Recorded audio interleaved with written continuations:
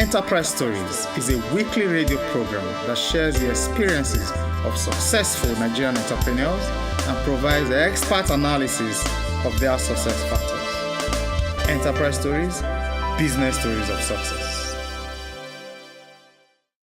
Welcome to this episode of the Enterprise Stories. My name is Olawale Anifowoshe, your presenter for the program. In today's episode, we are going to focus on social entrepreneurship and social entrepreneurs. And we have a very interesting lineup for you. We have Doye Ikomi, who will be our guest faculty on the Enterprise Lecture Series. And also we have on our Story of the Day segment, a social entrepreneur that will be sharing with us how she has been able to make a success out of her business. To start the program today, in the teaching segment, we have Doye Ikomi, the principal consultant of Finox Limited. And they are a social sector management consultant. And today she's going to be teaching us and exposing us to non-profit management. Doye, over to you. Today we'll be talking about the social sector, about how to start a non-profit organization. A lot of times people come to me and they try to find out how they can implement their passion in line with alleviating a social cause. Non-profit management is an excellent way of actually implementing one's passion. But the first question I usually ask them is why they want to delve into this sector. A lot of them say they've seen a need, they've seen a child that is homeless, they've seen someone who is quite ill, and they just want to give back to the society. Now, the first question that one should then ponder upon is what an NGO really is. I would say it's an organization that is focused on addressing a social cause. It could be in the health sector, the education sector, the environmental sector. It could be focused on children, adults, the youth. It all depends on the passion and the focus. Now, it's imperative that any individual or group of individuals that have decided to come together and establish an NGO think about credibility. In Lagos alone, we have countless non-profit organizations. And when one says, I work for an NGO, a lot of people feel like you have a lot of money and we don't even know what you're using the money for. So the first thing I would say is ensure that there's a lot of credibility. In the EDC, we teach a program called the Social Sector Management Program, and I teach the students about building credibility. And we talk about accountability, transparency, and consistency. I would ask you then, when was the last time you audited your accounts in your NGO? Have you ever done that? Do you have good record keeping? Or are you just taking the money and spending it? All of this lend a lot of credibility to the organization if you audit your accounts. Then I'll move on again to the programs that you implement. During the boom of the 90s, there were a lot of NGOs that went into programs that were focused on HIV and AIDS. The reason being that the Western world was funding this. Now we have rollback malaria. And then at a point now we have also polio. A lot of NGOs instead should focus on the critical needs that we have in the country instead of focusing on the monies that are coming in. This will ensure credibility because what happens is that we become a jack of all programs and a master of none. And this also tends to make the funding organization and even the target audience wary of what the NGO is doing. If an organization is focused on children and then there's funding eventually that comes in for environmental programs, the NGO should not now decide to focus on the environmental programs. Instead, just stick to its core mission and vision if the organization has one. Because remember, we talked about the fact that you must have credibility. Credibility comes from having a focus, comes from having a strategy, comes from having your plans on paper and not just in your mind. Another thing that we must address is passion and strategy. A lot of NGOs have a lot of passion, but it's not mixed with strategy. And the reason being that they feel like once they have they put strategy into their passion, then the passion will be watered down. But I would say no. What happens is that when you mix passion and strategy, you end up sustaining the organization. Also, we have to think about referrals and partnership. A lot of NGOs work in isolation. We must partner with each other. Instead of implementing all of these programs, can we think about who else is doing this excellent business and ensure that you partner with credible organizations, refer your clients to these credible organizations and work with them. That way, you don't have to do so many things. Credibility, not being a jack of all programs and a master of none, and ensuring that there's strategy mixed with passion will make the non-profit sector an excellent place to be in Nigeria. Thank you very much. Today's teaching has been very, very interesting indeed. Okay, moving along, we're now in the story of the day segment. And yes, we have a very interesting entrepreneur in the building today. Tanwa Suleman, a social entrepreneur and publisher of Free and Read Dental magazine. And also, you still owe me a dental voucher. Oh, do I? But we'll talk about that later. So, okay. Tanwa, introduce yourself to our audience. Right. My name is Tanwa Suleman. I'm a social entrepreneur, like he said, and I'm the publisher of the Free and Read Dental magazine. And I'm a dental nurse as well. A dental nurse is that person who supports the dentist in helping to care for your teeth. Yes, basically that's it. And I sell dental products. I train dental professionals and recruit them. A dental consultant, basically. Okay. So tell us, of course, you are a dentist by profession. Dental nurse. A dental nurse. And who is a dental nurse? A dental nurse is that person, that special person who supports the dentist in caring for the patient. When you go to the dentist and, you're scared about taking out your teeth or cleaning it, doing a scale and polish, a dental nurse will just hold your hand and tell you it's going to be okay, that it doesn't hurt, and that's me.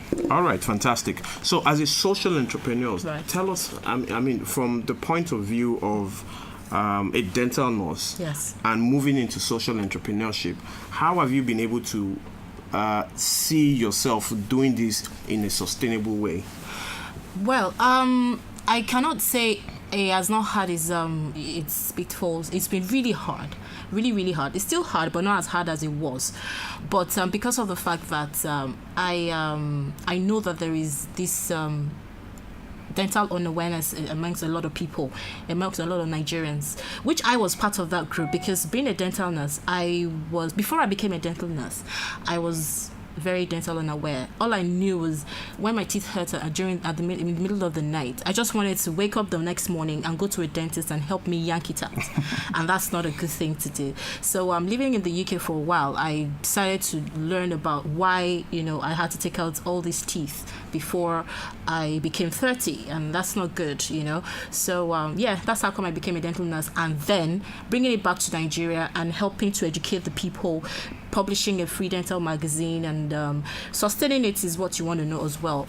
A lot of times I get advertising, and then because the magazine is free, so advertisers get a higher readership, because the pass-on rate is higher. People give it to someone else, and you can pick it up at any Health Plus pharmacy, Lagos Business School, and a lot of other places. So that and of course you're in the not-for-profit sector, yes.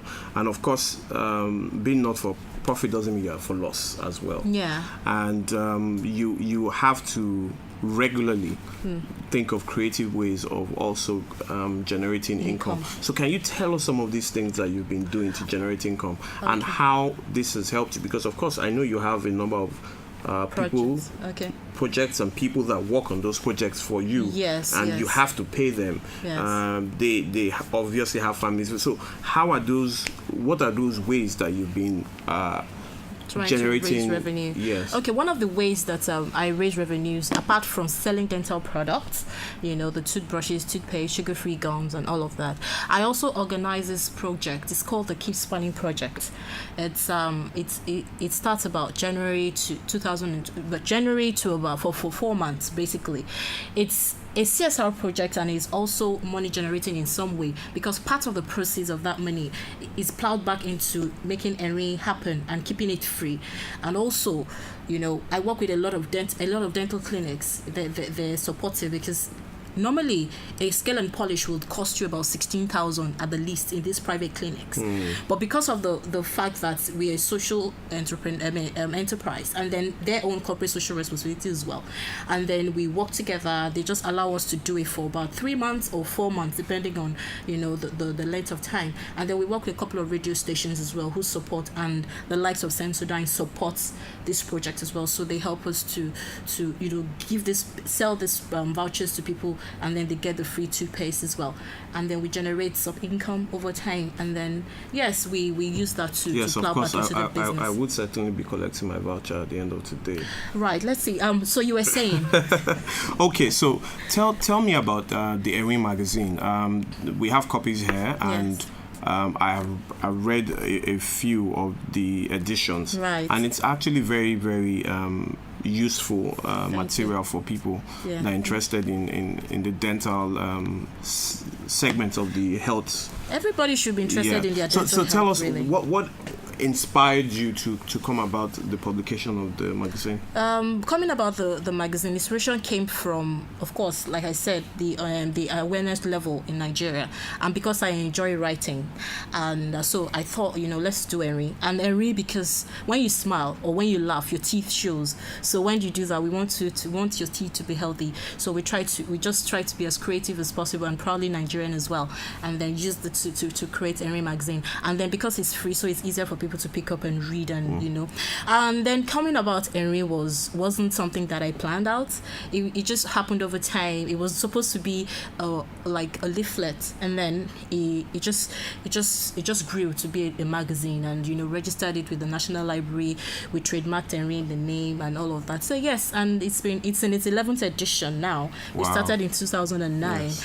And we've had a lot of challenges, obviously, but having done the social sector management program with the EDC, it's really, really, really lifted me up. And I was at the point when I was almost giving up on Erin. I was very passionate about it. I didn't understand sustainability. I wasn't very, structured at the time. But going through the social sector management program at the EDC really, really helped me. And yes, we're doing very well now. We're better than we were. We still have some challenges, but yes, it's getting better. And then we get different people. And it's published 3 times a year. It's triannual now. It was bi-monthly, but it was killing me. There was so much, but now we do a lot of things. Yeah, I can easily imagine the kind of things people will be wondering listening to you now. Right. How is she making a living? I mean, as a social entrepreneur, people really don't even know what a social entrepreneur is. Right. And they're asking questions like, how are you making a living? How do you feed yourself? How do you do this?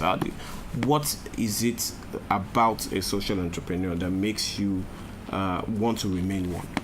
Apart from the fact that being a social entrepreneur for me is about people, caring for people.